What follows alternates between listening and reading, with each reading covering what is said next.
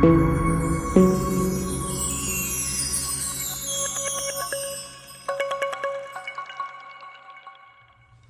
up, everyone? It's me, Brandon Green, owner of Go to Element Autoworks. So today, nice sunny day. We're in December though, and I'm working on an SL550. This just got dropped off to me by the owner. I'm actually not doing a coilover swap on this one. I'm waiting, man. I'm waiting for him to get tired of this ABC. But it's actually been a good suspension for him, and that's typical. The newer 07 and up SL, in this case 550, that has a newer ABC suspension that is definitely better than the earlier models, but they can still fail because it is what it is. It's high pressure hydraulic fluid suspension that is prone to failure due to age, not necessarily mileage, but age. So what he wants me to do with this one, this is a 2007 SL550.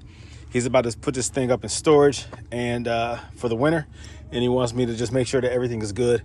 Make a couple little adjustments, like with his clock. He doesn't know how to adjust his clock, his time on the clock.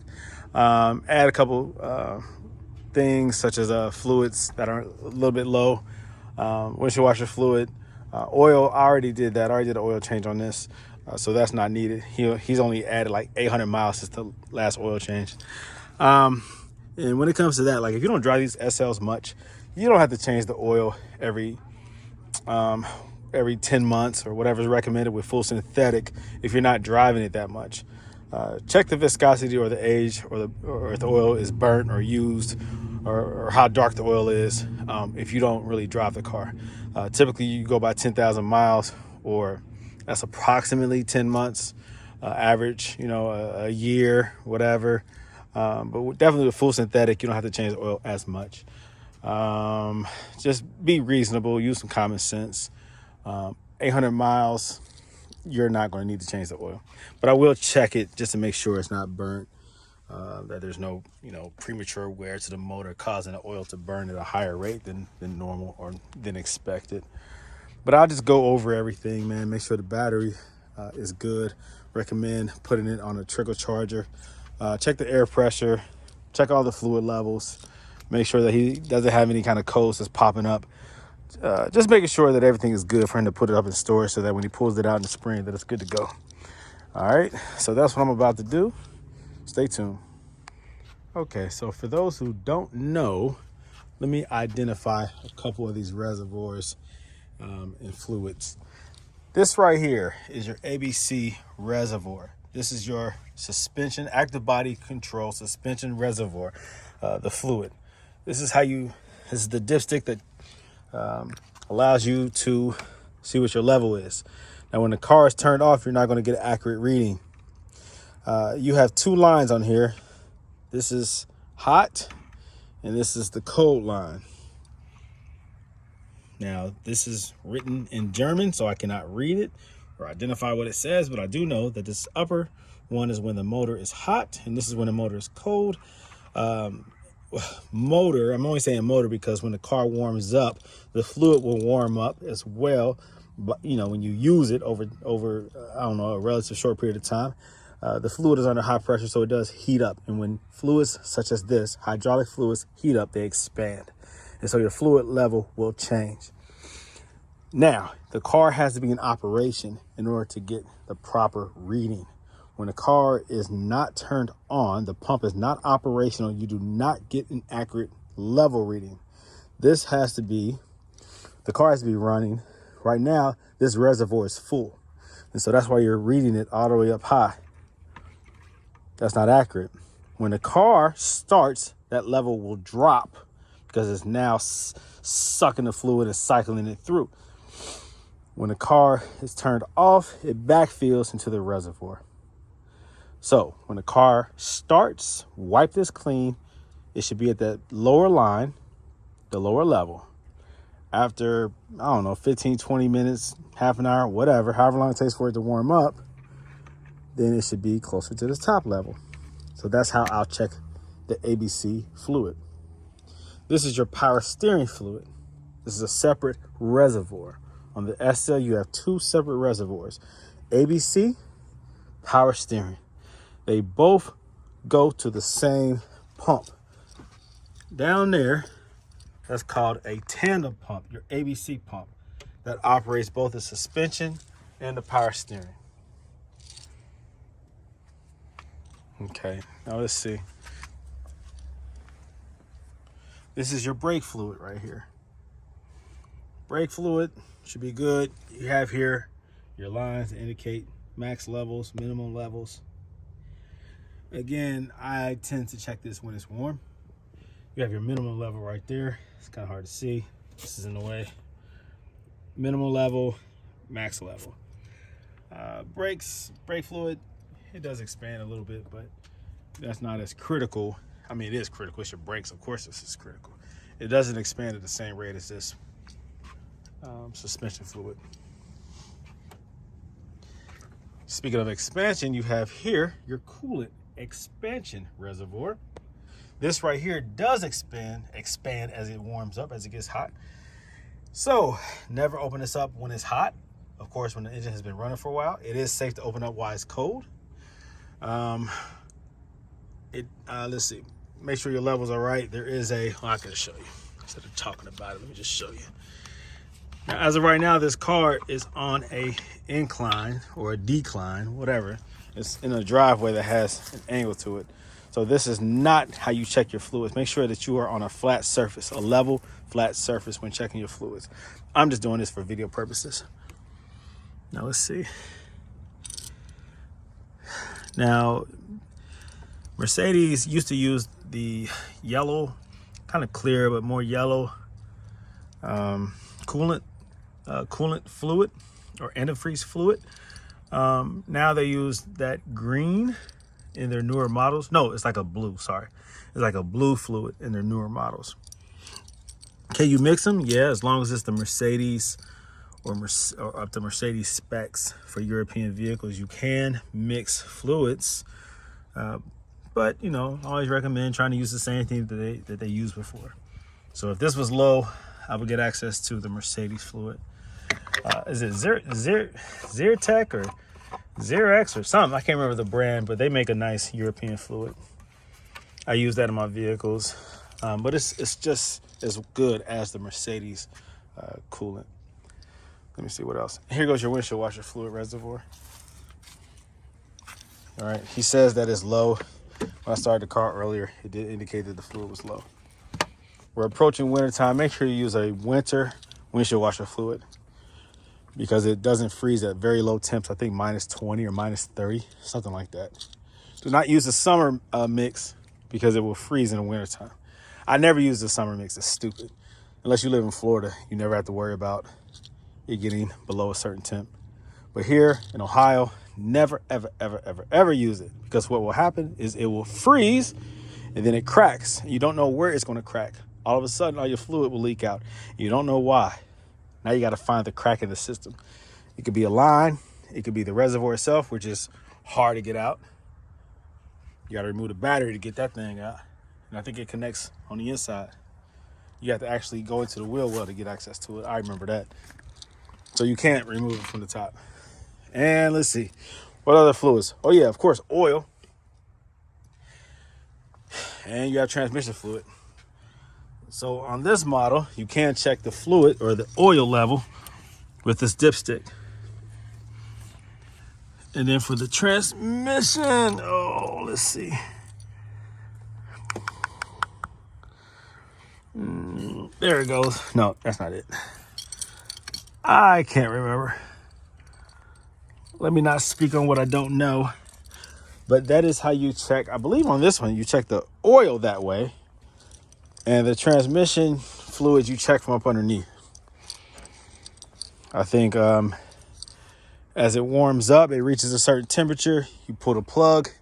And if it drips out on a flat surface, that's the proper level. If it doesn't drip, that means you need to add or pump fluid into the transmission. I believe that this 7-speed transmission is designed that way. You don't have a dipstick for the transmission, but they did bring the dipstick back for the engine. So that's good for the oil. Always check for blown head gaskets. Make sure it's not mixing. Make sure you don't have the milky stuff on your cap. With condensation, you can get that, but with a blown head gasket, you definitely get that. There's other symptoms, but I just checked that protocol. I know he has clean filters because I changed his filters, his air intake filters. I changed that when I did an oil change, so he's good with that. All right. So again, I will put this on a flat surface and then check out the fluids again. I will let the car warm up just to make sure his ABC fluid is correct. Make sure his belt's not squeaking, things of that nature. Make sure all his lights work. Make sure his battery voltage is good. At idle, give it some gas. Make sure that the alternator is doing what it's supposed to do. Put it under strain. Turn on his headlights. Hit his brakes. Put my feet on the brakes. Make sure the voltage doesn't drop too much. We have 2 batteries. Yeah. With the SL550, you do have the automatic opening and closing with the press of this button, which is basic for the newer Mercedes, but for the SL, that was introduced into later years unless you just somehow had that feature on your earlier model SL. But the battery is located right here. If I remove all this stuff and lift this up, you have the consumer battery. The consumer battery is the one that drains over time more than the front battery. The front battery is a starter battery. When this battery is low, you'll have your accessories not turning on or activating until that battery gets enough charge to it, until the alternator does what it's supposed to do. Hey, how you doing? All right. So you always want to check, make sure that the voltage on that is good. I use a trickle charger on mine. Most SL owners understand what that means. That just keeps that battery charged up. Got to do that. Keeps that battery charged up, especially when you store your car. Like this car, I haven't been driving in a while. And so, of course, I have it on a trickle charger.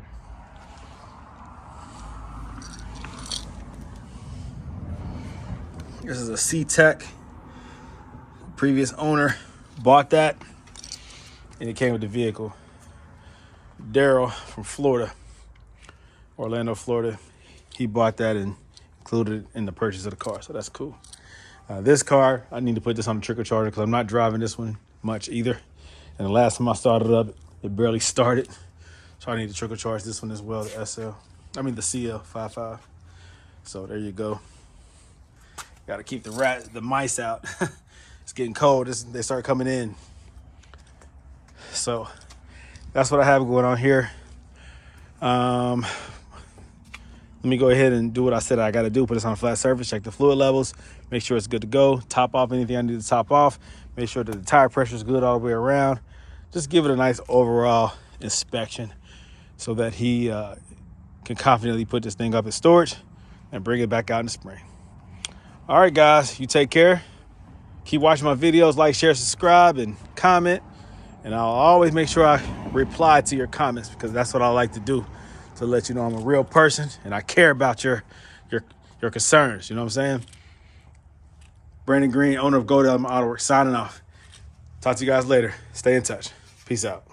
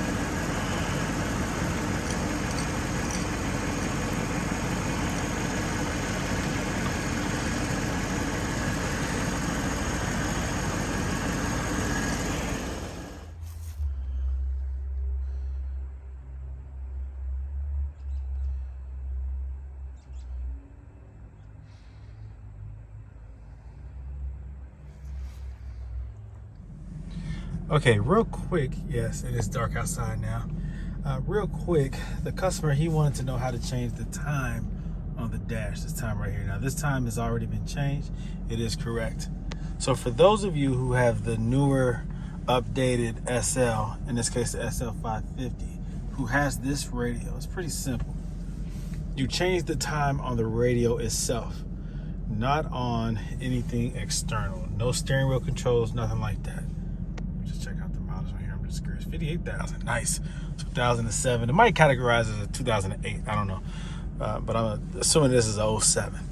Anyways, let's see here. This has the first off, you hit service, which is this one. Boom. Then you hit. Well, I would just do it. Let me just go to the audio. Just take it off of that. All right, hit service. Boom. You see time right there. Hit that. Boom. And you use this right here, these buttons, to change the time. It's real simple. You scroll over, you go up and down if you need to go up or down or whatever. When you finish, hit this last arrow. After you make the last adjustment, you hit that arrow, or you just hit the OK. All right. And then it saves it. Boom. Good to go. And when you change it here, it automatically changes up there. Just so you guys know. Real simple.